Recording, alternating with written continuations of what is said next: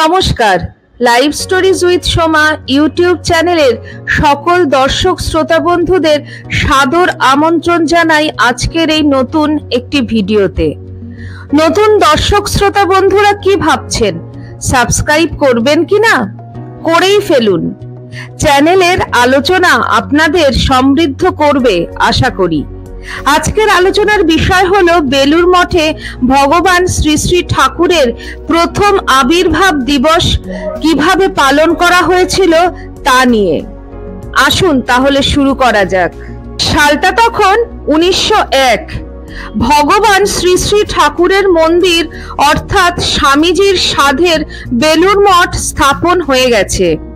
ঠাকুরের ব্রহ্মলীন হওয়ার পর প্রথমবারের জন্য বেলুড় মঠে ঠাকুরের জন্ম উৎসব পালন করা হবে ঠিক হলো। এ তো কোনো সাধারণ উৎসব নয়, এ হচ্ছে ঠাকুরের জন্ম মহোৎসব। তাই এই মহোৎসবে ঠাকুরের প্রিয় আন্দুল কালী কীর্তন সমিতির কীর্তন হবে না তা কখনো হতে পারে? কারণ ঠাকুর নিজে আন্দুলের কালী কীর্তন শুনতে বড় পছন্দ করতেন। এই কীর্তন শুনে ঠাকুর বেশ কয়েকবার সমাধিস্থ হয়েছিলেন। তারই মধ্যে একটি ঘটনা আছে।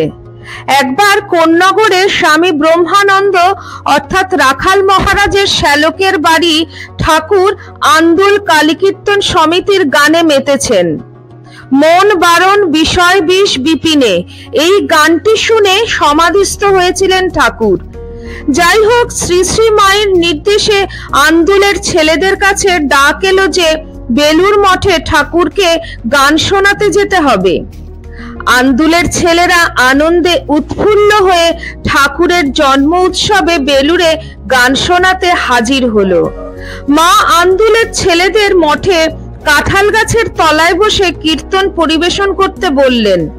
কারণ সে সময় এই আধুনিক যুগের মতন অত মাথার ওপর ম্যারাপ বাঁধার চল ছিল না, এবং যে সময় এই উৎসব তখন রোদের তেজও কিছু কম নয়।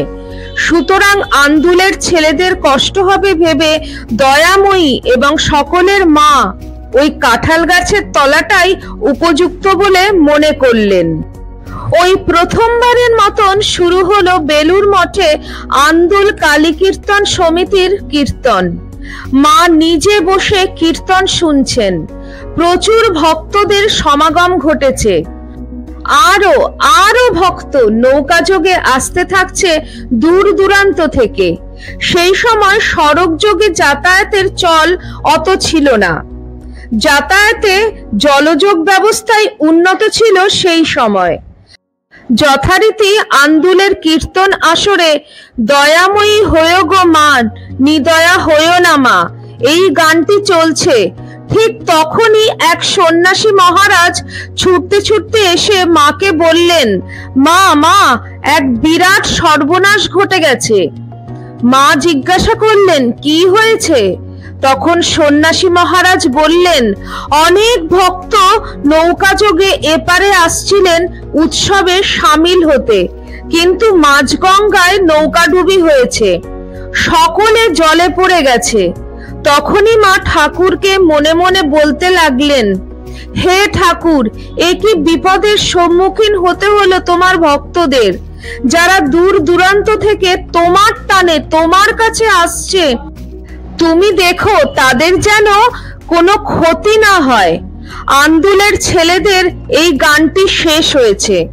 তৎক্ষণাৎ সেই সন্ন্যাসী আবার ছুটতে ছুটতে এসে মাকে বললেন, মা মা, বিপদ কেটে গেছে, সকলেই নিরাপদে পারে আসতে পেরেছে, কারোর কোনো ক্ষতি হয়নি।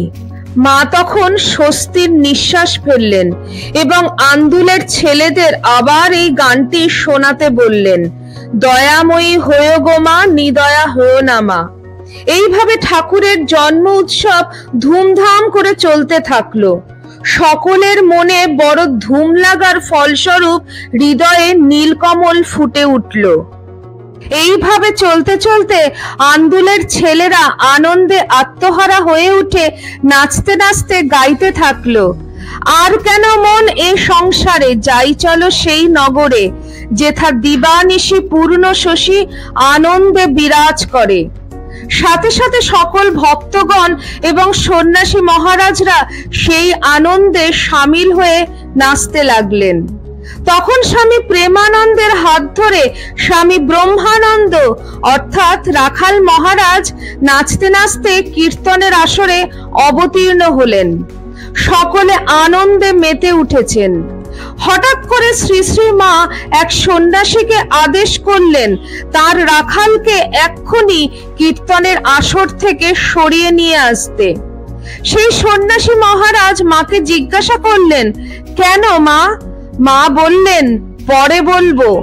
যথারীতি কীর্তনের আসর শেষ হলো। আন্দুলের ছেলেরা মায়ের আশীর্বাদ নিতে মায়ের কাছে গেল।